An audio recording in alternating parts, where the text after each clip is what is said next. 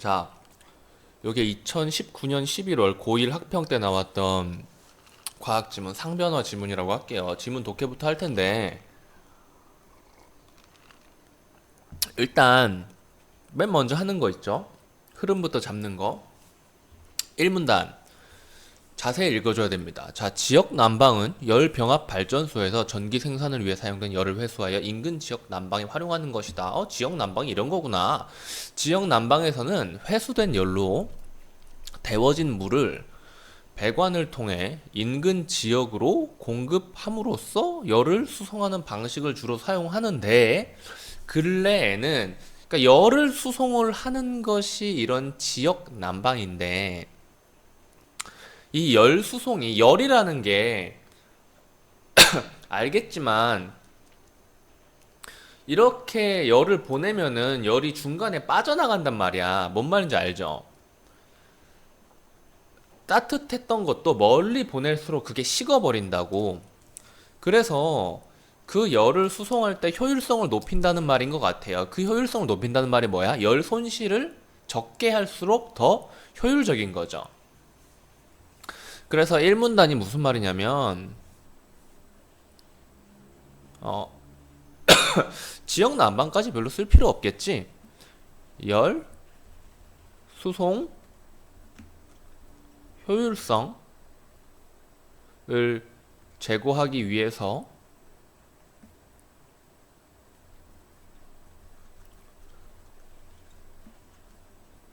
상변화 물질이라는데, 이 상변화 물질이라는 게 뭐야? 그러니까 이게 당연히 열 수송의 효율성을 제고한다가 이 지문의 주제가 아니겠죠? 우리가 잘 모르는 상변화 물질이라는 녀석이 주제겠죠. 근데 상변화 물질을 단어를 그러니까 굳이 정의를 안 보더라도 이렇게 상변화 이렇게 두 단어로 갈라 놓으면 괜찮아요. 볼 수 있단 말이야. 이 어려운 단어가 아니라 상이 변화하는 물질이라는 건데, 상이 뭐냐면 이게 과학에서 말하는 단어거든? 정확한 정의를 제가 말해 줄 수는 없어요. 왜냐면 나도 느낌으로만 알고 있거든. 직접 찾아봐. 자, 그래서 이 문단을 들어가는데 지금부터는 이제 크게 흐름을 보고 어느 정도까지 파악할 수 있느냐를 어느 정도까지 파악할 수 있느냐의 수준이 갈리는 정도에 따라서 그 수준에 따라서 문제로 들어갈 수 있는 그 타이밍이 달라지는 거예요. 보면 당연히 상변화 물질이니까 상변화 물질에 대해서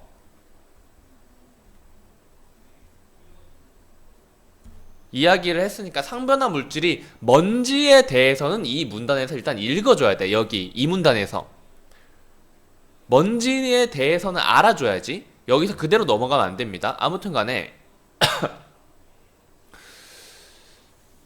상변화 물질에 당연히 동그라미 쳐줘야 되겠고요.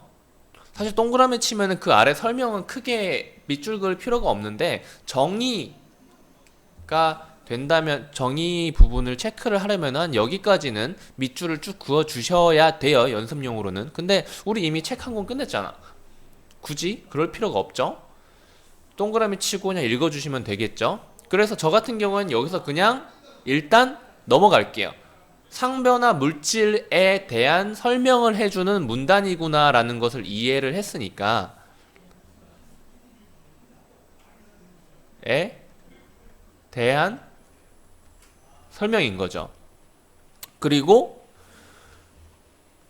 지금 1문단에서부터 흐름을 놓치면 안 돼요. 상변화 물질을 왜 우리가 지금 여기서 이야기를 하고 있는 거야? 열 수송의 효율성을 상변화 물질이 높여주니까 지역 난방에서 써먹으려고 한다 이거잖아요.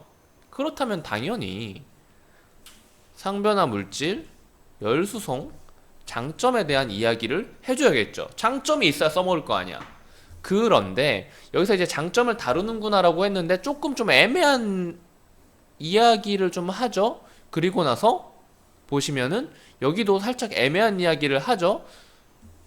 뭔 말인지 알겠어요? 애매한 이야기라는 것은 몇 단어로 정리하기 좀 까다로운 느낌이 든다는 녀석을 말하는 거죠.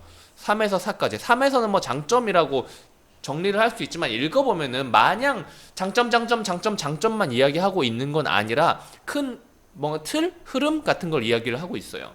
그리고 마지막 문단을 보면 이와 같이 상변화 물질을 활용한 열 수송 방식을 사용하면 현 열만 사용하던 기존의 열 수송 방식과 달리 잡열까지 모두 사용할 수 있어서 열 수송의 효율성이 개선된다. 근데 한계도 있다 정도만 읽어주시면 되는 겁니다. 그러니까 3, 4가 무슨 말이냐면은 5 문단에서 이야기를 하는 정리를 해준 장점과 한계, 뭐의 한계예요? 상변화 물질의 한계겠죠?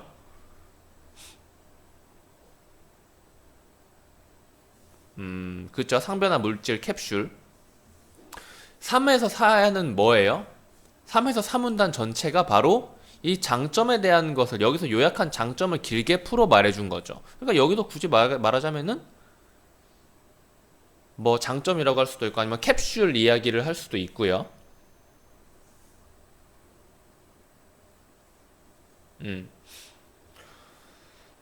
이 기존의 열 수송 방식과 다른 뭐 잡열을 사용하는 그런 방식에 대한 이야기를 한 거겠죠. 이제 여기까지 이 정도 수준까지 파악을 빠르게 하면은 20초에서 30초 정도가 걸릴 거예요.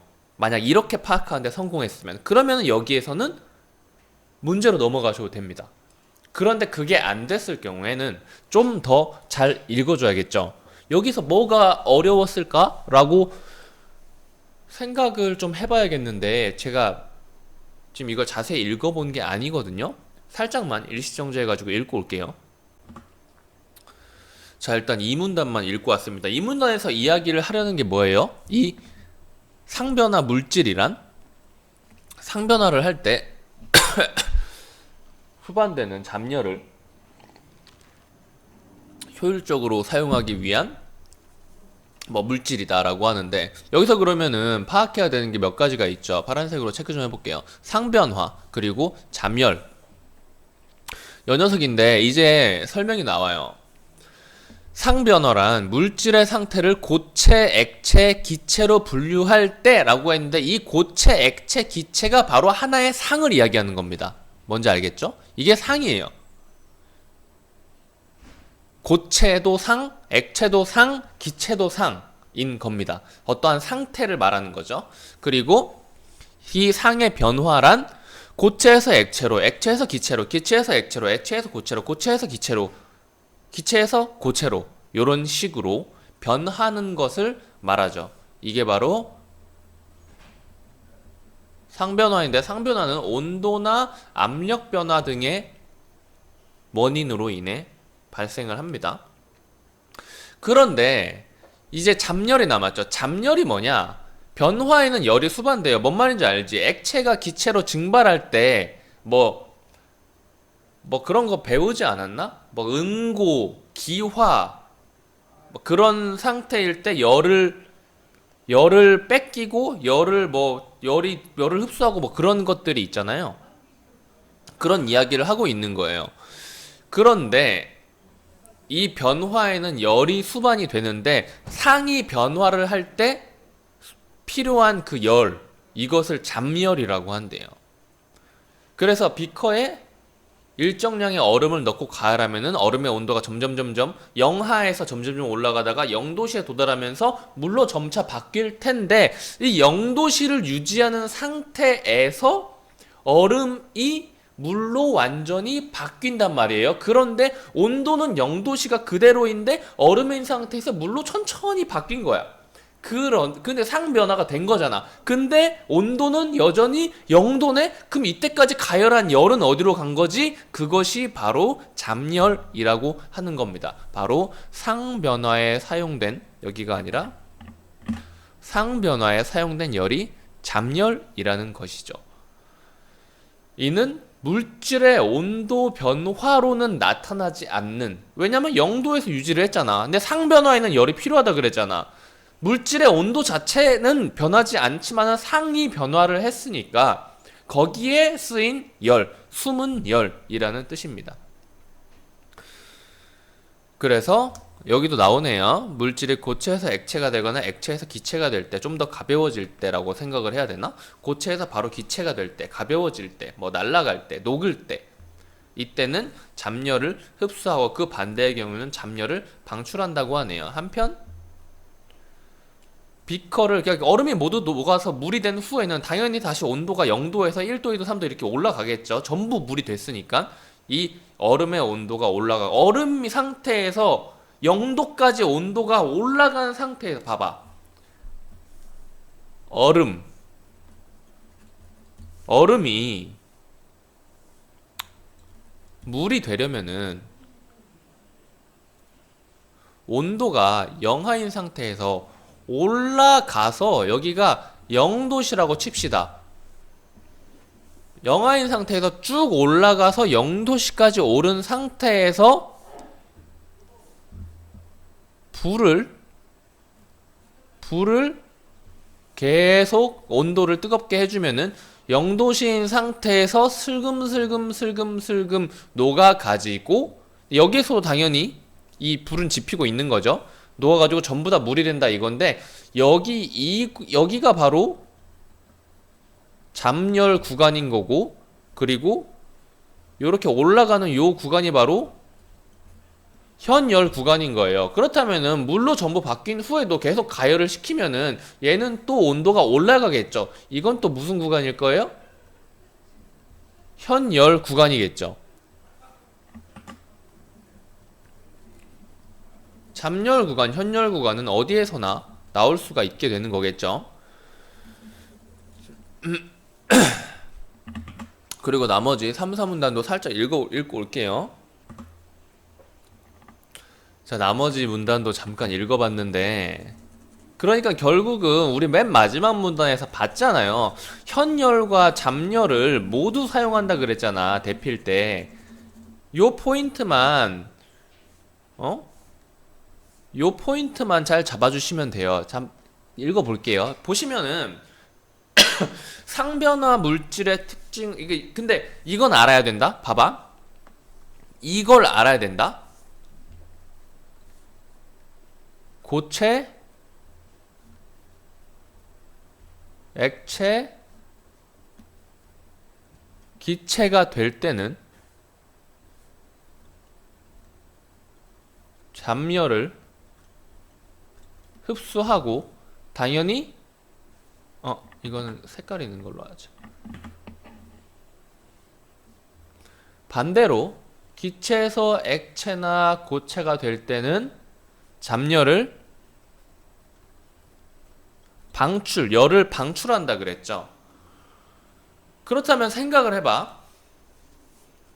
상변화 물질로, 지금 그러니까 지문을 안 읽고 그냥 생각을 해봐요. 그냥 당연한 상식이에요. 여기에서 나오는 상변화, 지금 이 부분이랑 이 방출, 흡수 이 부분이랑 맨 마지막 부분, 기존 방식과 달리, 그러니까 현열만 사용하던 기존의 열 수송 방식과 달리 현열과 잡열을 모두 사용할 수 있는 것이 열 수송의 효율성을 개선을 할 수가 있다라는 거예요. 그렇다면 열을 전달을 할 때, 열을 전달을 할 때 어떤 과정이 이루어져야 될지를 생각을 해봐요. 열을 그러니까 전달하거나 전달받거나, 열을 그러니까 뜨겁게 할 때랑,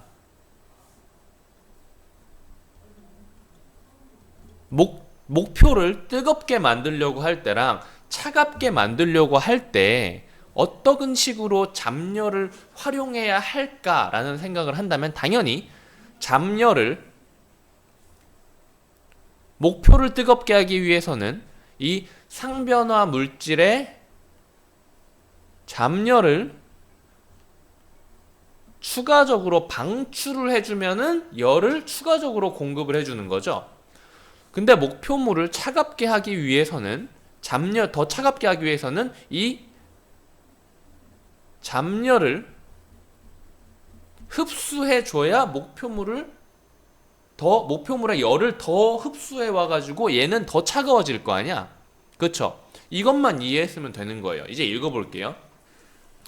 그렇다면 상변화 물질의 특성을 이용하여 열 수송을 하면 어떤 장점이 있는 것일까? 상변화 물질 여기서 뭐 바다다다다 해서 열병화 발전소에서 인근 지역 공동주택으로 열을 수송한다.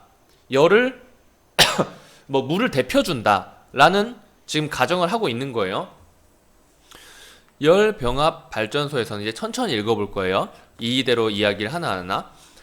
발전에 사용된 수증기를 열 교환기로 보내는데 열 교환기로 이동한 수증기는 열 수송에 사용되는 물에 열을 전달하여 물을 데워요. 일단 물을 데웠어요. 이 물 속에는 고체 상태의 상변화 물질이 담겨 있는 마이크로 단위의 캡슐이 섞여 있는데 물 속에는 상변화 물질이 같이 들어있는 거예요.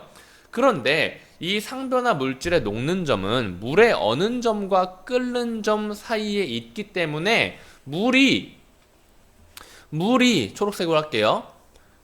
데워져 물의 온도가 상변화 물질의 녹는 점 이상이 되면 상변화 물질은 고체에서 이걸로 할게. 그냥 두꺼운 걸로 액체로 상변화하게 되는데 이 과정에서 뭐가 일어나요? 잡열을 흡수하게 되죠.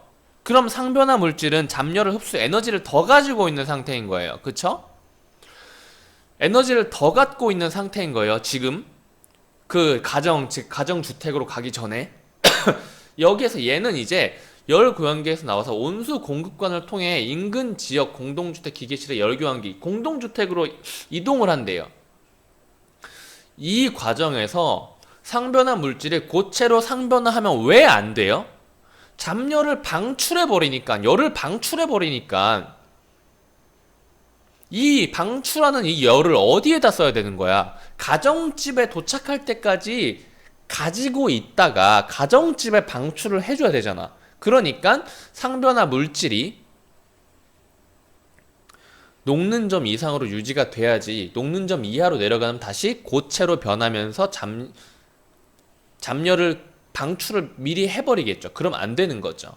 그쵸? 그래서 이동했어. 공동주택까지 이동을 했어. 그래서 공동주택의 찬물에 열을 전달을 해요. 그러면은 이 찬물에 열을 전달을 하면서 이 열이 식겠어요? 안 식겠어요? 식겠죠?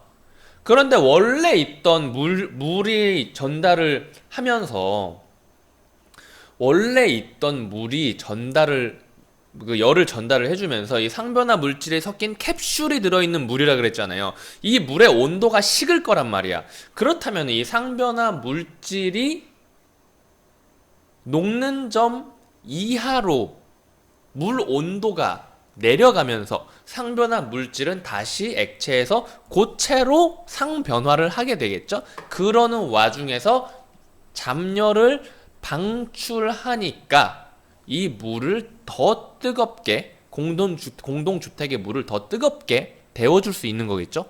이해됐죠? 완벽하게 이해됐어요 이제. 그쵸? 이제 그 나머지 부분은